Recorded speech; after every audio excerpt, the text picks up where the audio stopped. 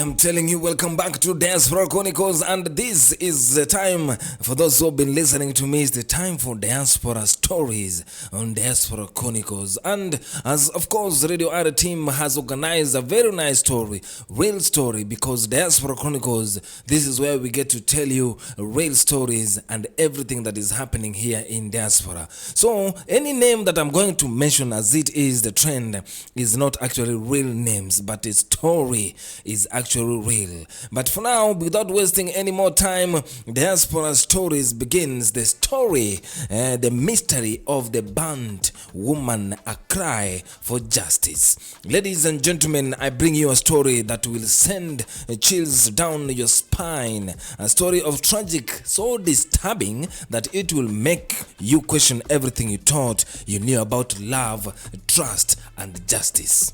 Listen to me. Imagine it's a quiet night in Germany. The air is crisp and the roads are very empty. Somewhere along the BAB 61 motorway near Munster, Samsheim, under a lonely bridge, a gruesome discovery is made. A woman's body burnt beyond recognition.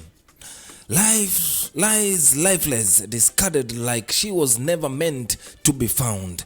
The police are baffled at this moment. Who is she? Why was no one coming forward to claim her? Her face is reconstructed through forensic image. Her features brought back to life on a wanted poster. Her eyes, once full of stories, now stare back at us from the police bulletin, pleading for anyone to recognize her. And then the whispers begin. Listen. A woman, let's call her Zainabu, stumbles upon the police notice. She reads it carefully, her heart bounding. Something about the image seems familiar, but who is she? Meanwhile, in the deep corners of social media, discussions erupt. Mimi, Alexandra, Judith, and Mamaya, all women from different walks of life, start piecing together the puzzle. She was burnt. No one misses her. One asks, could this be the same woman I saw in asylum camp here in Germany? Another wonders. Then a chilling comment appears. This is from Liz, who stuck Mafura. Someone who claims to know the truth drops a bombshell. She was killed by her husband. Here comes the story. Wait, what? She continues her words, unraveling a horrid truthful. Her husband, enraged by an argument, strikes his wife. She collapses, lifeless. Panic sets in. Her hides her body behind a sofa for 2 days, but the stage of the death does not wait. Desperation takes over. He wraps her in a carpet, drives across borders in the dead of night, and dumps her under a bridge in Germany. To erase all these traces, he sets her on fire.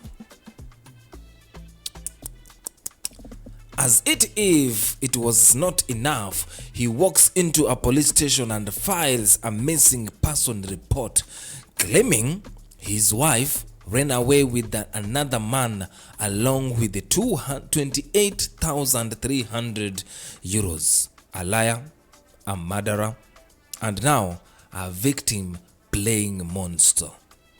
But the truth has a way of crawling out of the shadows. Listen to this. Her brother, who had long known of the abusive marriage, steps forward. She was never allowed to leave the house. He tells investigators she wanted to divorce him, but he threatened to kill her. And now we arrive at the burning question: was there justice? Did the monster pay? Monster pass. The whispers become loud voices demanding answers. Investigations stretch across borders, and finally the law catches up. The man is arrested, tried in court, and sentenced to 14 years in prison. But is that justice? Can 14 years erase the pain? Can 14 years bring her back to her children, who for months believed their mother could walk through the door any day? Can 14 years make up for the fear she endured in her last moment? Justice, oh justice, my dear listeners, from wherever you may be listening to us from, is never truly black and white. Tonight and this evening, as we sit in our safe spaces, want you to ask yourself outside here, how many women like her suffer in silence? How many never get their stories told outside here, especially in diaspora? How many are crying out for help right now as I'm telling you this story? If you or someone you know is in danger, don't wait. Don't be silent, because silence is what lets monsters roam free. Thank you so much for listening. Stay safe, stay aware, and never stop demanding justice from your home of African music. This is Diaspora Stories on Diaspora Chronicles. And remember to catch us each and every time at Radio R 99.2 FM on Instagram, Radio R on Facebook, Radio R FM on YouTube, home of African music, Radio R _ on X and Twitter. Or remember to listen us live on www.cradior.com or radio.da. That's where we go to stream you live. And if you're in Stuttgart City 99.2 FM, join us each and every day, same time. It has been Canido Richards here, the most underrated one, the entire Africa. See you tomorrow on the next one.